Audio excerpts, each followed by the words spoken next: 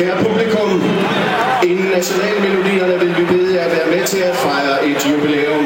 Han debuterede på landsholdet i sommeren 2000, og i kampen mod Slovenien i sidste måned spillede han sin jubilæumskamp nummer 75 for det danske landshold.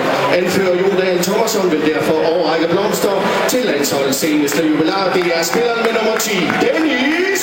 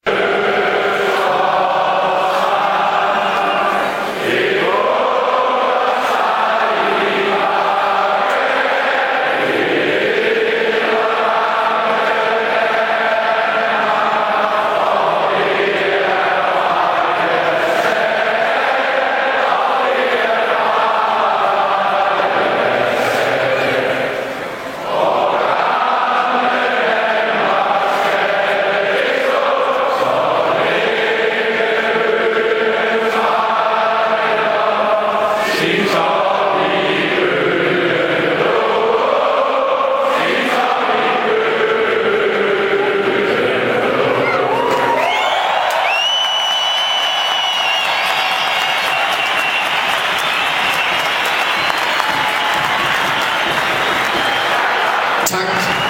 Vi skal ikke